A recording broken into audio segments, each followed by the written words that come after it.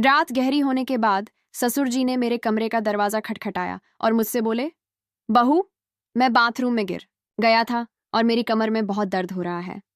अगर तुम थोड़ी मालिश कर देती तो शायद मुझे थोड़ा आराम मिल जाता। मैंने उन्हें अपने बिस्तर पर लिटा लिया और धीरे धीरे उनकी कमर की मालिश करने लगी। पर इसके बाद जो हुआ उसकी आप कल्पना भी नहीं कर सकते, क्योंकि इसके बाद मेरी पूरी जिंदगी बिखर गई थी। हेलो दोस्तों, आज की इस अनोखी कहानी में आप सभी का स्वागत है। मेरी शादी के 5 महीने बाद ही मेरे पति का देहांत हो गया था और मेरी जिंदगी में ग्रहण लग गया था। मेरे पिताजी ने बड़ी मुश्किल से मेरी शादी करवाई थी, लेकिन 5 महीने के अंदर ही मैं फिर से अपने मायके वापस आ गई थी। मेरे मायके में मेरी माँ नहीं थी। जब मैं 10 साल की थी तभी मेरी माँ का देहांत हो गया था। इसलिए मुझे बहुत डर लगता था कि अगर पिताजी मुझसे कुछ कहेंगे तो मैं किसके आंचल में अपना मुंह छुपाऊंगी। माँ की मौत के बाद पिताजी ने दूसरी शादी कर ली थी और मेरी सौतेली माँ मुझसे बहुत नफरत करती थी। इसलिए मुझे और भी ज्यादा डर लग रहा था। मेरी सौतेली माँ अक्सर मुझे ताने देती थी कि पहले अपनी माँ को खा गई और फिर अपने पति को भी खा गई।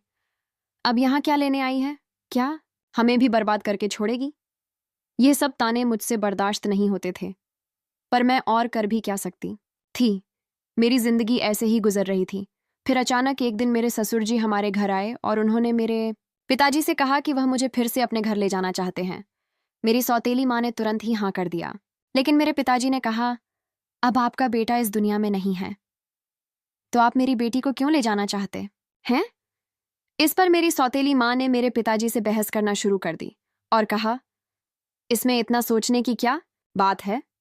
वह अगर कह रहे हैं कि वह प्रिया को ले जाना चाहते हैं तो उन्हें ले जाने दीजिए ना। आपको इतनी तकलीफ क्यों हो रही है? और वैसे भी प्रिया उनके घर की बहू है। उनके बेटे की मौत हो गई है तो क्या हुआ, वह अपने ससुराल तो जा ही सकती है ना। माँ के इस झगड़े के बाद पिताजी ने कहा, अगर मेरी बेटी वहां खुश रहेगी तो मुझे कोई दिक्कत नहीं है। प्रिया अगर जाना चाहती है तो आप उसे जरूर ले जा सकते हैं। मेरे ससुर जी ने मेरी तरफ देखा और कहा, चलो कपड़े वगैरह लेकर आओ। मैंने भी सोचा कि यहाँ रहकर सौतेली माँ के ताने सुनने से अच्छा है कि अपने ससुराल जाकर सुकून से रहूं। मैं ससुर जी के साथ वापस ससुराल आ गई थी। यहाँ पहुंचने के बाद मैं अपने कपड़े बदल रही थी कि तभी मेरे ससुर जी मेरे कमरे में आ गए और बोले, बहू 1 कप चाय बना लाओ। मैंने जल्दी से अपने कपड़े ठीक किए और रसोई में जाकर चाय बनाने लगी और चाय बनाकर ससुर जी को दे दी। चाय पीते हुए उन्होंने मुझसे कहा, प्रिया तुम्हें पता है इस घर में मैं बिल्कुल अकेला हूं। मेरा बेटा मेरी इकलौती संतान थी और तुम्हारी सास भी गुजर गई है। मैं इसीलिए तुम्हें यहाँ लेकर आया हूं ताकि मुझे इस घर में अकेला ना लगे। मैंने कहा, पिताजी आप बिल्कुल चिंता मत करें, मैं भी तो आपकी बेटी की तरह हूं, मैं हमेशा आपके साथ रहूंगी। फिर ससुर बोले, मुझे पता है कि तुम मेरे साथ रहोगी, क्योंकि तुम्हारी सौतेली माँ तुम्हें मायके में कभी शांति से नहीं रहने देगी। इसी तरह दिन गुजर रहे थे और हम दोनों एक दूसरे का सहारा बने हुए थे। 6 महीने बाद एक रात मैं अपने कमरे में सो रही थी कि तभी देर रात किसी ने मेरा दरवाजा खटखटाया। मुझे समझ आ गया था कि यह मेरे ससुर जी ही होंगे, क्योंकि इस घर में हम दोनों के अलावा कोई और नहीं था और आधी रात को कौन दरवाजा खटखटाएगा। मैंने सोचा कि शायद पिताजी को कुछ जरूरत होगी, तभी देर रात यहाँ आए हैं। दरवाजा खुलते ही मेरे ससुर जी ने मुझे पकड़ लिया और बोले, बहू मैं बाथरूम में गिर गया था, मुझे बहुत दर्द हो रहा है, अगर तुम थोड़ी मालिश कर दो तो मुझे आराम मिल जाएगा। फिर मैंने उन्हें अपने बिस्तर पर ही लिटा लिया। मैंने उनकी मालिश करना शुरू कर दिया। कुछ देर तक मालिश करने के बाद मैंने नोटिस किया कि ससुर जी मुझे अजीब तरह से घूर रहे थे। ये देख के मैं थोड़ा सहम गई थी। तभी मैं बोली, ससुर जी क्या हुआ, आपको किस जगह पर ज्यादा चोट लगी है? अगर आप कहो तो मैं डॉक्टर को बुला दूं। इस पर ससुर जी ने कहा कि नहीं बेटा, तुम बस मालिश कर दो, इससे ही आराम मिल रहा है। उनकी अजीब सी बातें सुनकर मुझे अब और भी अजीब लगने लग गया था।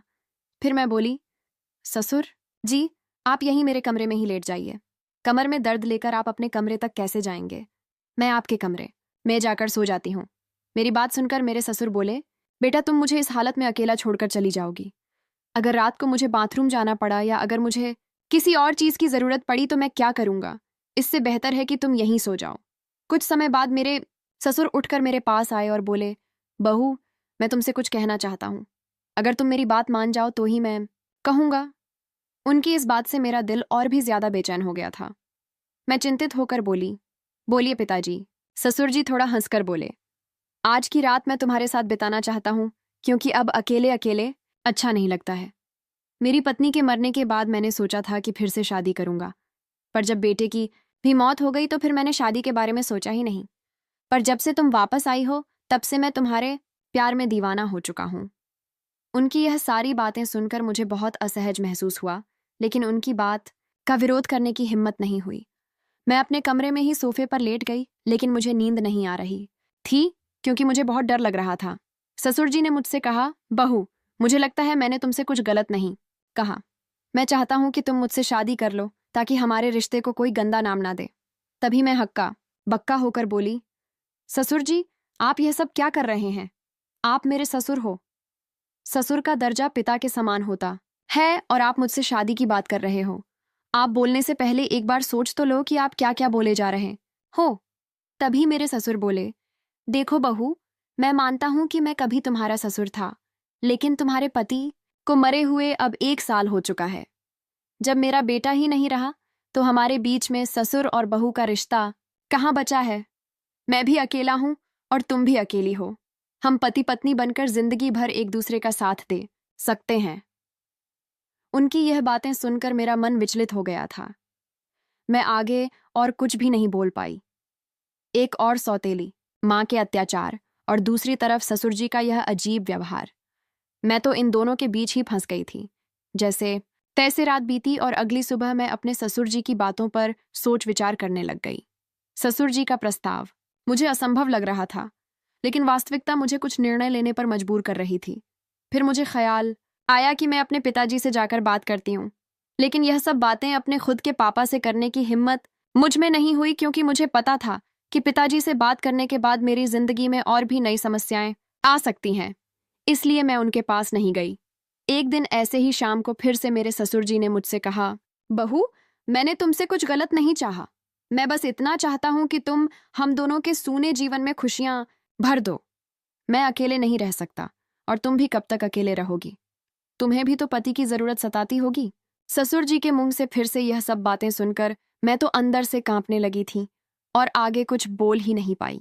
समय धीरे धीरे बीतता चला जा रहा था, और ऐसे ही धीरे धीरे मेरे और ससुर जी के बीच एक अजीब सा संबंध बनता चला जा रहा था। पति की मौत के बाद मैंने सोचा था कि अब मैं इस दुनिया में बिल्कुल अकेली हो गई हूं, लेकिन मेरे ससुर जी ने मेरे प्रति जो भावनाएं जाहिर की थीं, उन्होंने मेरे जीवन को एक नई दिशा में मोड़ दिया। उनके शब्दों ने मुझे भीतर तक झकझोर कर रख दिया था। जब भी मैं सोने जाती थी, तो उनकी कही हुई बातें मुझे परेशान करती थीं। वह कहते थे कि मेरे साथ रहने से उन्हें अपने अकेलेपन का एहसास नहीं होता, और वह चाहते थे कि हम दोनों एक नई जिंदगी की शुरुआत करें। उस रात की बातचीत के बाद मैंने खुद को बहुत असमंजस में पाया। मेरे मन में कई सवाल उठ रहे थे कि क्या यह करना सही होगा? क्या यह समाज के नियमों के खिलाफ नहीं जाएगा? लोग क्या कहेंगे कि पति के मरने के बाद अपने ही ससुर से शादी कर ली? लेकिन कहीं ना कहीं मेरे दिल में यह बात भी थी कि शायद सच में मेरे ससुर अकेलेपन से जूझ रहे हैं। मैंने बहुत सोच विचार के बाद उनसे बात करने का फैसला किया। एक रात मैंने ससुर जी के दरवाजे की कुंडी खटखटाई। उन्होंने दरवाजा खोला और मुझे देखकर थोड़ा हैरान हुए। मैं उनके कमरे में गई और बोली, ससुर जी, मैं आपसे एक बहुत जरूरी बात करना चाहती हूँ। उन्होंने मुझे बैठने के लिए बोला और बड़ी गंभीरता से पूछा, क्या हुआ बहू, तुम इतनी रात गए क्यों आई हो? मैं थोड़ी हिम्मत जुटाते हुए बोली, ससुर जी, मैंने आपके प्रस्ताव के बारे में बहुत सोचा है। मैं समझती हूँ कि आप अकेलेपन से जूझ रहे हैं और एक साथी की जरूरत महसूस कर रहे हैं, लेकिन इस रिश्ते के लिए मेरी एक शर्त है कि हमारे बीच हमेशा प्यार और सम्मान का रिश्ता रहेगा। आप मुझे बेटी की तरह सम्मान देंगे और मैं आपको पिता की तरह आदर दूंगी। क्या आपको मेरी शर्त मंजूर है? उन्होंने मेरी बात को ध्यान से सुना और फिर कहा, मुझे तुम्हारी शर्त मंजूर है। मैं इस प्यार और सम्मान को हमेशा बनाए रखूंगा। उनकी यह बात सुनकर मेरे दिल का बोझ थोड़ा हल्का हो गया था। फिर कुछ दिनों के बाद हमने एक छोटे से समारोह में शादी कर ली। ये शादी समाज की नज़र में असामान्य थी, लेकिन हमने अपनी स्थिति को स्वीकार कर लिया था। शादी के बाद के दिन मेरे लिए बेहद चुनौतीपूर्ण रहे। गांव ने लोगों ने तरह तरह की बातें करना शुरू कर दिया था। रिश्तेदारों ने भी हमसे दूरी बना ली थी, लेकिन हमने इन सब की परवाह किए बिना अपने जीवन में आगे बढ़ने का फैसला किया। हमारे रिश्ते में धीरे धीरे प्यार और समझ बढ़ने लगी थी। ससुराल में पहले जहां मैं खुद को असहज महसूस करती थी, अब वही घर मुझे अपना सा लगने लगा था। ससुर जी हर संभव प्रयास करते थे जिससे मैं खुश रहूं। उन्होंने मेरी हर छोटी बड़ी ज़रूरत का ख्याल रखा था और मेरी सारी ख्वाहिश पूरी करते थे। वह हर दिन मेरे लिए कुछ ना कुछ खास करने की कोशिश करते थे। कभी मेरी पसंदीदा खाने की चीज़ें लाते थे तो कभी मेरे लिए नई नई साड़ियाँ लाते थे। धीरे धीरे मैंने उनके प्रति एक अलग तरह का आदर महसूस करना शुरू कर दिया था। हम दोनों ने मिलकर एक नई जिंदगी की शुरुआत की थी। ससुर जी अब मेरे जीवन का एक अभिन्न हिस्सा बन चुके थे और अब हमारे बीच का रिश्ता सिर्फ ससुर और बहू का नहीं रहा, बल्कि अब हम दो जिस्म और एक जान हो चुके थे। उन्होंने मेरी बंजर जिंदगी में बरसात की थी। उन्होंने मुझे फिर से हंसना सिखाया था, जीवन को एक नए नजरिए से देखना सिखाया था। शादी के कुछ महीनों बाद मैंने महसूस किया कि हमारे बीच का यह नया रिश्ता मुझे एक नई दिशा दे रहा है। हम दोनों ने साथ मिलकर कई मुश्किलों का सामना किया और हर बार एक दूसरे का साथ दिया। ससुर जी के साथ मेरे इस नए रिश्ते ने मुझे जीवन के कई नए पहलू दिखाए थे। उन्होंने मुझे यह एहसास दिलाया कि जीवन में अगर साथी सही हो तो कोई भी मुश्किल इतनी बड़ी नहीं होती कि उसे पार ना किया जा सके। समाज ने भी हमें बहुत खरी खोटी सुनाई थी, पर हमने किसी की बात पर गौर नहीं किया। हमारे रिश्ते में धीरे धीरे एक नए तरह का प्यार और सम्मान उभरने लगा। उनके साथ बिताए हर पल ने मुझे कुछ नया सिखाया और मुझे एहसास हुआ कि कभी कभी जीवन हमें ऐसे मोड़ पर ले आता है जहां हमें अपने फैसलों पर पुनर्विचार करना पड़ता है। आज मैं अपने ससुर जी के साथ एक नई जिंदगी जी रही हूँ और हमारे बीच का प्यार और सम्मान पहले से भी अधिक मजबूत हो गया है और वह मेरी जिंदगी के सबसे महत्वपूर्ण इंसान बन चुके हैं। कमेंट करके ज़रूर बताइएगा कि आपको ये कहानी कैसी लगी। अगर आपको यह कहानी पसंद आई हो तो इसे लाइक करें और अपने दोस्तों के साथ भी शेयर करें। आगे भी ऐसी रोमांचक कहानियों के लिए हमारे चैनल को सब्सक्राइब करें और बेल आइकन दबाना ना भूलें। सब अपना और अपने परिवार का ख्याल रखना। Thank you.